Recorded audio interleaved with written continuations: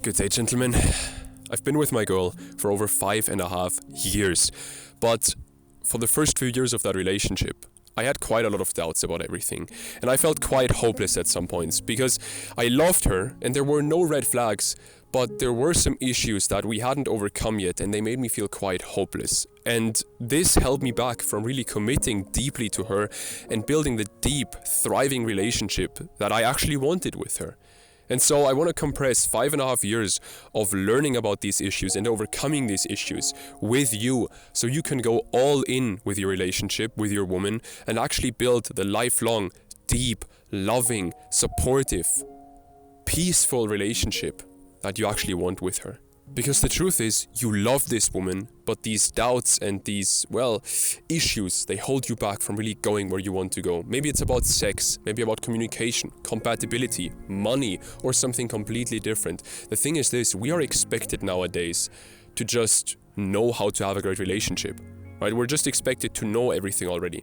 That's like expecting a toddler to drive a car. It won't work. How the fuck would we be able to actually do this when we've never done it before? There's no way, right? We have to learn this stuff. And not just that, but we're expected to do it. And then because of that, we feel embarrassed when we're not able to do it, right? People who start having sex, they're embarrassed of not being good at sex. Well, of course you're not good. You've never done it before. Same with relationships, right? People are like, oh, you know what? My first few relationships, they didn't work out. Or with this girl that I'm with right now, first girlfriend, I don't really know what to do. Of course you don't. That's the whole point, man. And so the thing is this. People who hold on... That voice crack was funny. People who hold on to this myth that you should just know what to do in a relationship, they will never actually build the relationship that they want. You need to learn. The people who seek guidance, the people who seek answers, they will build the relationship that they want. So we won't waste any time, let's get straight into this. Now, lesson number 1, I learned this from multiple of my mentors who, two specifically, they're much older than me. And they basically told me this, and it completely shifted how I look at relationships. And they basically said, relationships will inevitably bring shit to the surface that you didn't have to deal with before you got into the relationship, right? And this might be insecurities, fears, maybe some trauma, whatever happens, right? Something comes to the surface because you're, being with another person, it will trigger you in some way, right? And so it will bring up old wounds again. Most people see that as a negative when it's not. Most people see, they even start resenting their partner for bringing this shit up, right? For having them to go through these emotions again. When in reality, we have to work through this shit anyway. If you want to raise children well, you have to go through this shit anyway. Because let's be honest, you don't want to pass on generational trauma. You want to work through this shit and stop this generational curse. That's what you want to do, let's be honest. You're an ambitious guy, right? That's what you want to do. And so you have to work through this shit anyway. And so don't see this as a negative, see it as an opportunity. When your partner triggers you at something, right? And some shit comes to the surface. Well, great. Welcome it with open arms. Because at the end of the day, yes, it's not easy and it hurts and you might start crying and you might start breaking down and you might lose hope, whatever it might be. It will hurt. That's for certain. I have worked through a lot of my shit. I'll be very honest with you. And this happened for me. My relationship brought up Dude, I can't talk today. My relationship brought up some dark shit. I'll be very honest with you. And for most of my clients, the exact same thing happens. But when I told them, hey, work through it, see this as an opportunity, because you can't work through something that's beneath the surface, but eventually you have to work through this anyway, because eventually it will come up anyway. And would you rather have your partner trigger you, maybe in your 20s, or your children trigger you in your 30s? Well, probably your partner, right? Because they're an adult, they can handle this, they can actually understand this, and you can help them understand it. If you have a 3-year-old child that triggers you and you react in the wrong way, then that's fucking horrible, man. I won't sugarcoat this for you, that's fucking horrible. So be grateful for this. Understand that your partner helps you work through shit when they bring this shit up. And don't punish them, don't resent them for it. Of course it hurts, yes. But help them understand you. Help them understand why this triggers you, and then work through this shit by yourself. That's your job. So see this not as a curse or as something bad, Because the thing is, it will happen anyway. Whether it happens now or in 20 years, that's your choice. And I always say, better earlier than later. Because imagine, right now, you have a lot of responsibility maybe already, right? Maybe you already have children. But the thing is this, man, the older you get, the more responsibility you have. And also the less capable you are to handle this stuff. When you're young, you have plenty of energy, you can handle stuff. The older you get, the less energy you have to handle stuff. So welcome these opportunities to work through your own shit, through shit that you have pushed beneath the surface.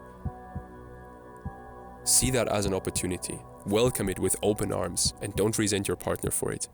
For lesson number 2, I want to do a quick thought experiment with you. I just want to ask you a question. What if all of your worries are true? What if everything that you worry about being bad in your relationship is actually the fucking truth? What if your woman broke up with you? Or what if you broke up with her? Would her life get much worse if she wasn't with you? Would her life get significantly worse without you? If not, then you have to make some serious changes, my guy. If her life doesn't get worse when she's not with you anymore, then you have to make some serious changes. Because at the end of the day, but I don't want a transactional relationship. Well, do you want a relationship where you give 100 times more than you receive? No, and I don't either. The thing is this, relationships shouldn't be like fully just transactional. Maybe they should. Maybe they should be. Because let's be honest, and there's different levels to this, of course, right? But I'm of the philosophy, this is just my personal thought, and I think a lot of guys will agree with this, a relationship should help both partners with where they want to go in life long term. It doesn't make sense to be friends with someone or be in a relationship with someone if they don't support your long-term goals. Because then they don't help you, and because you have different goals, you can't help them, right? This is a reason why I'm not really friends with all the guys anymore that I was friends with in school. And I still love those guys. Like when I meet them in public, I'll fucking talk to them and I love them. But they're not really supporting me in this current life phase. And the same might be true in your relationship right now. But the thing is, you can change it, right? And if your worries about, maybe she might leave me, maybe this issue, maybe that, maybe this isn't great, whatever, right? Well, maybe she thinks the exact same thing. And maybe you need to actually understand and just wake up to this, that she might be an awesome woman, right? She might genuinely be an awesome woman. And she might have learned throughout her life that she should just give without expecting anything back. And so she gives and gives and gives and gives to you, but you don't really give anything back. Maybe that's the case, right? Maybe not, but maybe that's the case. And maybe even if you give back, she's just prone to giving something, right? Because she's a kind human. What happens the moment that someone else shows her what she's missing out on?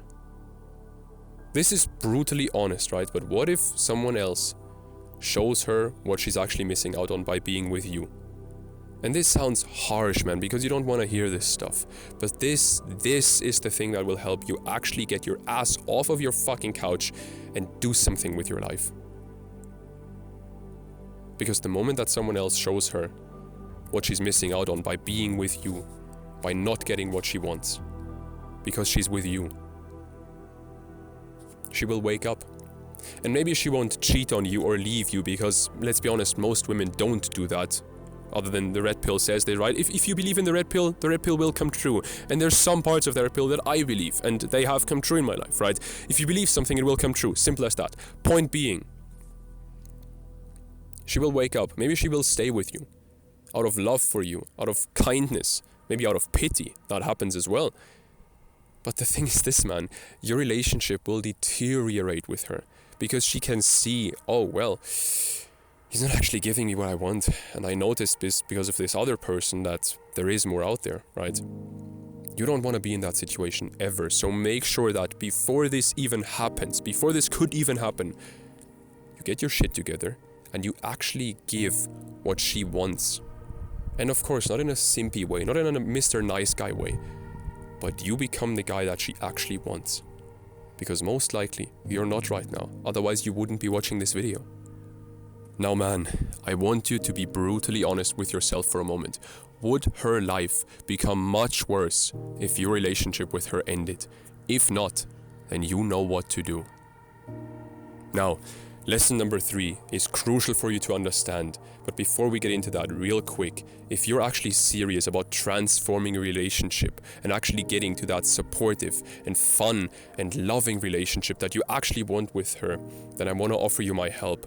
What you can do is you can apply for a discovery call with me. It takes 1 minute to apply. It's just a call where we talk about your relationship, where you're at, where you want to go, whether it makes sense for you to work with me. And yeah, if you're interested, you can click the link in the description, apply for that discovery call. It takes 1 minute, less than 1 minute to apply. And so yeah, if you're interested, click the link in the description right now. Do that, come back to this video, and we'll get on with this. Now, lesson number 3, I've looked into philosophies about love and relationships for years now because I'm just interested in that stuff, right? And this is why I can teach you all this stuff now. And there's one philosophy that is messing with you in a big way and you don't even know it. And it's really screwing up your relationship. And that's the philosophy of romanticism, which, by the way, has only been around for a couple of hundred years, right? That's just on the side. This is a very new concept. And basically, romanticism says, if you're if you're with the right person, they will understand you effortlessly. They will just always understand you. This will be the end of loneliness if you find the right person, right? You have to find that one person, your soulmate, whatever. And sex will be perfect, and love will be perfect, and communication and compatibility, everything will be perfect. Mutual understanding will be there, and this will be the end of your loneliness. You can see how this screws with you, right? Because then every time where someone you're with, your partner, doesn't fully understand you intuitively, which, how the fuck should they understand you intuitively? Like, how the fuck would that work? How would they just randomly understand you? I don't believe in that shit. And so, what I mean with this is, every time you're in a relationship and your partner doesn't understand you, or maybe the sex struggles a bit, or maybe this other thing struggles a bit, you instantly doubt the whole relationship. Because you're like, they might not be the one, they might not be the one, they might not be the one. When in reality, there's a better philosophy about this. This is the philosophy from the ancient Greeks, which I see as much more wise as the fucking romantics or romanticists. I don't know what to call them. I'm German. I don't know what to call things in English sometimes, but you get the point. So, at the end of the day, the ancient Greeks had a philosophy where they said, everyone's imperfect anyway. Everyone is imperfect. Meaning, learning from your partner, getting taught by your partner, and teaching them is a crucial part of loving each other. They made this a part of loving each other. They made this a part of it. They said being loved and loving is a skill that you need to develop with your partner. And so instead of thinking, my perfect partner needs to understand me intuitively, and this is the thing, we often look for that when we look for a partner, right? We just look for someone to understand us, right? When we get into a relationship, we usually get into a relationship with a person who understands us very deeply. This is just how we're brainwashed these days, let's be honest here. This is what society and movies tell us, right? And at the end of the day, at the start of a relationship, that often happens, right? You meet someone and there's instant connection, instant chemistry, and you just fully vibe with each other. You're on the same wavelength. But then after a couple of months, you notice, you know what? They actually don't understand me as well as I thought they would. And I don't understand them as well as I thought I would. So let me break up with them because they're obviously not the one. Bullshit. The real thing to look for in a partner, and to look for in your current partner as well, and not just to look for, but to develop with your partner, is the capacity to move to more compatibility together, to learn from each other. That's what you should actually be looking for. Now, lesson number 4 is so important. Choosing a partner is choosing a set of regrets, and you can't do anything about it because no person is perfect. Again, the Greek philosophy here, right? No person is perfect. You're choosing a partner and you're automatically choosing a set of regrets. Now, here's the thing. Your good sides of your partner, of any person for that matter, are just as important for their personality as their bad sides. And when people choose a partner, they choose them based on whatever, choose a partner when people keep choosing each other every single day, right? I keep choosing my girl every single day, right? I keep choosing her, so I'm still choosing her in that sense, right? I'm not like bound to her or anything. I'm not forced to be in that relationship, you get the point. Choosing out of free will to be with her every single day again. what you should actually be looking, or what most people look for, is the good qualities in that person, right? What you should actually be looking for are the bad things that you can accept or work through or endure at the end of the day, because you will always have regrets, and I'll tell you why. I'll explain this, right? This may not make sense yet. There's this saying from the entrepreneur that I look up to a lot, Sam Ovens, and he says, when you start a business, you don't have to think what are the positives of starting that business. You have to think, what kind of problems do I want to solve? Right? When I start this business, it's like, okay, what kind of problems do I want to solve? Maybe technical problems with filming videos, maybe problems with hiring an editor, maybe problems with helping my clients better, right? Maybe they have a struggle that I don't know anything about, and so I need to learn about this, right? I need to read 3 books to actually help them out. Might be the case, right? And those are sets of problems, sets of regrets that I am willing to do.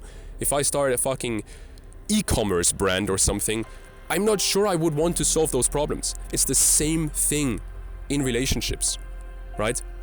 So at the end of the day, there is this quote by the Danish philosopher, I think this was in 1900s, I'll probably butcher his name, Søren Kierkegaard, probably completely butchered his name. He wrote this book called Either Or, and in this book there's this fascinating quote which is very simple and puts it to the point perfectly. Marry and you will regret it. Don't marry, you will also regret it. You can marry someone, you will have regrets. You cannot marry someone, you will also have regrets. It doesn't matter. So which regrets do you want, right? There's this other quote that I heard recently from Chris Williamson, Modern Wisdom podcast. I don't know who the original quote is from, and I don't care, but at the end of the day, he said, in life, we have to choose our regrets. And that is such a good point, because the thing is, we cannot split test life. We cannot at the same time, like in a business, you split test ads, for example, or on YouTube, you split test thumbnails, right? You put in 2 thumbnails and YouTube thinks, okay, they test both thumbnails at the same time, and then it says, hey, this thumbnail is better. People like this thumbnail more, use this one, right? Or in ads, right? When you do Facebook ads. This is just, I'm so deep into business these days, so I only make business references, but you get the point, right? So there you can split test things. But in life, you can't actually do that. You can't split test partners. That doesn't work. You can't split test whether incline bench or flat bench press gives you more results. You can't split test it. You can only do one. And so the thing is, you have decisions every single day, and most people make those decisions thinking what's better. But actually what you should be thinking when you make a decision day to day, and also when you make a decision to be with a partner or stay with a partner, you should think, what would I regret least? What option here would I regret least? Simple example. You come home from work, you have 3 options. You could either go to the gym, work on your side hustle, or watch a movie. What would you regret the least tomorrow? That's what you should do. And maybe it's genuinely the movie, right? Might be. I'm not saying you have to always work out and always work on your side hustle. Maybe it might genuinely be the movie. But be honest with yourself. And so this is how you actually... And here's one more point to really drive this home for you. If you are, most likely you're the man watching this, right? Because these videos are for men. You're most likely the more masculine person in the relationship. It's not necessary, like it's not obligatory to be the more masculine person if you're the man, right? I'm not saying that. What I am saying though is, if you are the more masculine person and your partner is the more feminine person, then what you need to understand about the feminine is this. The feminine has 2 sides to it. It's like an ocean. That's the best analogy I ever heard. It's like an ocean. Beautiful, radiant, vast, but also destructive and chaotic and uncontrollable. That's just who the feminine is, right? And your woman has both a feminine and a masculine side, but when she's in her feminine, she has both of those sides. And what you do by punishing punishing those bad sides, blaming her for those chaotic, uncontrollable, destructive, bad sides, right? What you actually do is, you don't just lower those sides, you also lower her beauty, her radiance, her vastness, those sides. You also lower those, because they're both part of her feminine essence at the end of the day. And the same happens with every person. And so I'm not saying to just accept everything, right? I'm saying, okay, what can you live with? Because you will always have some regrets.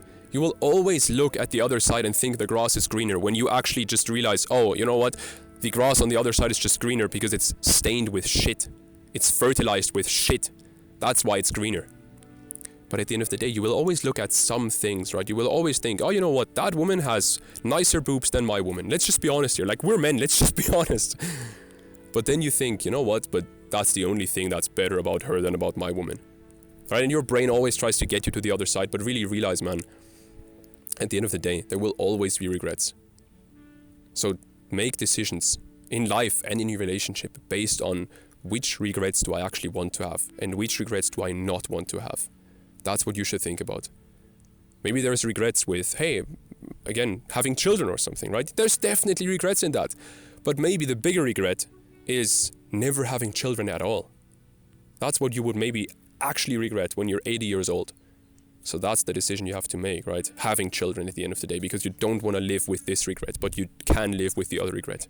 Now, point number 5 is by far the most important point when it comes to actually overcoming this feeling of losing hope in your relationship. And it is, you shouldn't pedestalize your relationship, right? You shouldn't put your relationship on a pedestal, because then you become that Mr. Nice Guy, that people pleaser. You shouldn't do that. But that doesn't mean that you can make your relationship the priority, or that doesn't mean that you can't make your relationship the priority. You can make your relationship the priority. And when I say the priority, I say that because the word priorities, the plural of priority, shouldn't exist. That word should not be a word. Because how the fuck can you have multiple priorities? You have one priority at any given point in time. Simple as that. You have one priority. Because otherwise, if you have 10 different things, you're not going to get good at any of them. And here's the thing. Again, business reference. When you look at businesses generally serve 3 big markets. And you can try to find businesses that don't serve these 3 markets, but a different one. You won't find them. I haven't found one so far, and I've been in business for quite a few years now. It's either health, wealth, or relationships. And why businesses serve those 3 big markets is because those are the 3 big things that we need in our life to find fulfillment at the end of the day, right? And wealth doesn't mean money. Wealth means freedom in that sense, right? And of course, like, some spiritual people will then say, no, but it's this.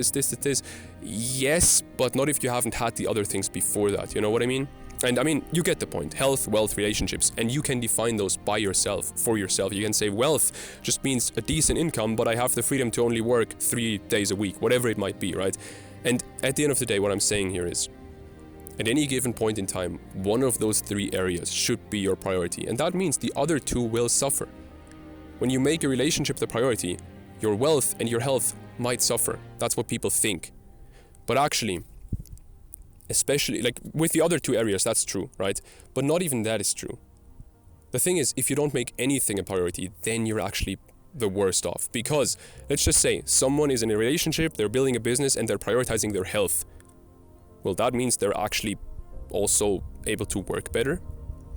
They're able to be more present with their woman. They have more stamina in bed, whatever it might be, right? They're just healthier. They're happier day to day. So they can improve their relationship and improve their business or their work, whatever they're doing, their studies.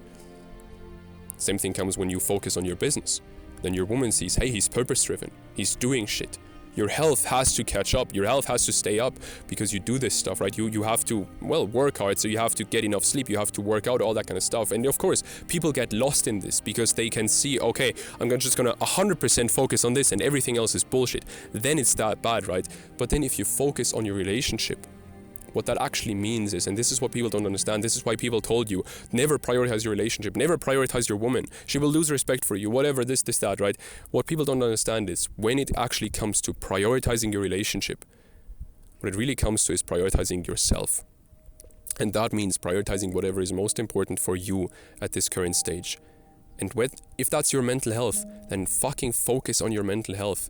If that's learning how to actually love your woman better, then do that, whatever it might be.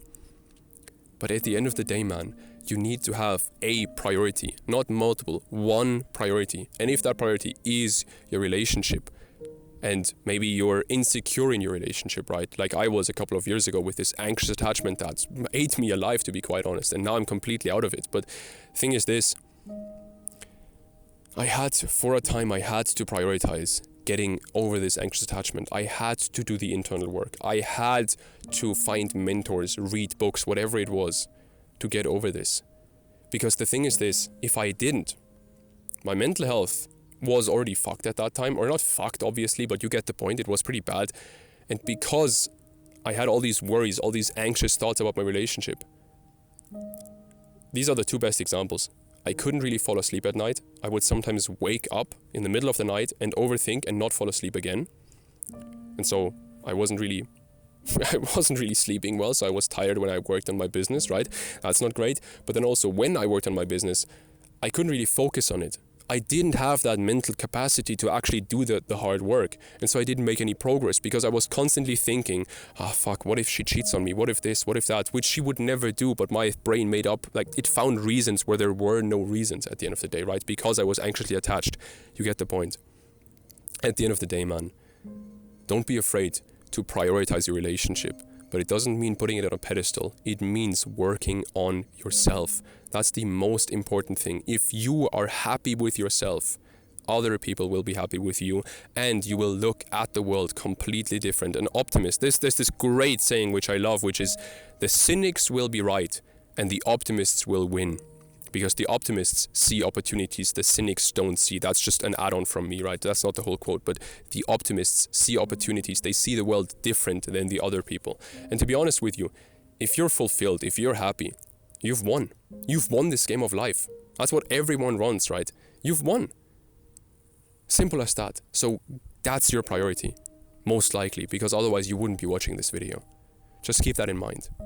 Now, if you already know that you want to give this relationship the best shot possible and you want to give yourself the best shot possible at reaching the relationship that you actually want, then I want to offer you my help, because I've helped a bunch of hardworking men get to that relationship that you want, right? With their existing relationship, transform it to the relationship that they wanted, which is most likely the same that you want. Most men, they want pretty similar things, let's be honest here. And so, at the end of the day, what I offered all of those guys who are now where you want to be, I offered them a free discovery call. It's not a free coaching call because my time is too limited for that. Now, what we'll do in that discovery call is very simply have a brutally honest conversation about where exactly you are at with your woman right now and where you want to take your relationship. And then we can see whether it makes sense for you to work with me. And then if it does, I can tell you what I have to offer and how I can help you. I want to quickly say this as well, just being honest here. I'm kind of blowing up on YouTube right now, and so I have a lot of men who want to work with me. But if you're still ready to actually take that step, then what you can do is you can go to the description of this video and you can apply to that discovery call. You can just send in an application. I don't have people book discovery calls with me directly anymore because there's too much demand at the end of the day. So you can send in an application, I'll go through it. And if I think you're a good fit, I will message you. I will reach out to you and we will get on that discovery call and see whether it makes sense for you to work with me. So yeah, man, you can do that right now. It takes less than a minute to fill out that application form. Literally less than a minute. It's 5 questions. And yeah, you can quickly do that. Link in the description. And hey, maybe we'll talk soon. And maybe I'll be able to help you actually get to where you want to go. So yeah, man, do that right now. Click the link in the description. Fill out that form. And maybe I'll see you soon in one of those discovery calls. Have a good day.